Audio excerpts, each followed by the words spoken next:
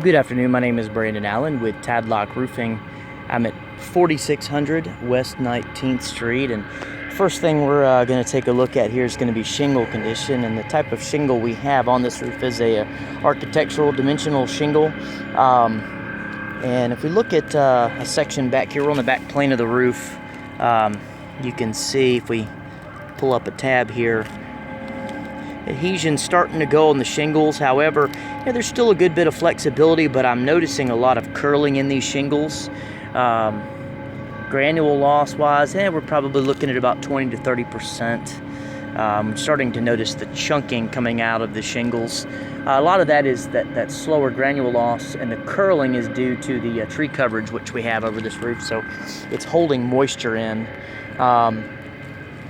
Now, this pitch on this roof is right at a 212 pitch, so I do believe a big part of the problem is there's probably no weatherlock mat or peel and stick underlayment underneath this, which there needs to be with this roof pitch because it is so close to it's close to flat. It's just at the bare minimum that code allows for shingles.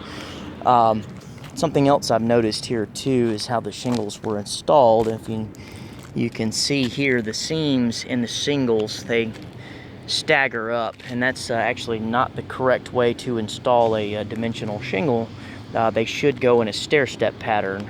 This is the way you would install a 3-tab shingle, a flat 3-tab. So it's improper. The shingles don't want to tie together very well, and you do end up having problems when you do that. Something else I've noticed too, you can see several spots where we have exposed underlayment here, where the shingles are they're not meeting up, and I've seen that in many different areas here. The shingles are misaligned as well, and it looks like the type of underlayment they have down is just felt paper. Seeing here again, the shingles misaligned. You see the top of the shingle, you shouldn't see that. It should be tucked up under that hip cap as well. We've got a lot of spots that are tarred, and we don't have boots where we need to.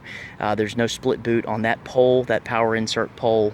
Got a lot of tar around this metal chimney stack here, and there's no boots on either of these plumbing stacks, and there needs to be. So those are big all leak concerns, and I've looked inside previous to getting up here. We've got several leak spots that have popped up. So a lot of it is just due to the age of the roof and also the workmanship issues that I see as well. We've got exposed nails here.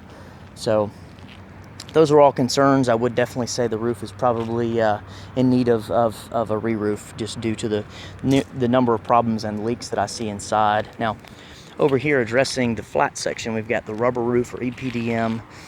You can see we've got a lot of tree debris that's on it, and I would recommend keeping that cleaned off. That would help.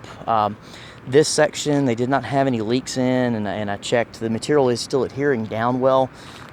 You could go with either a coating over this material or replacing this material, or leave it alone. So depending on if you wanted to have to redo this in the short term, or get it done and be done with it and not have to fool with it again, you have some different options. So again, my name is Brandon with Tadlock Roofing. Thank you.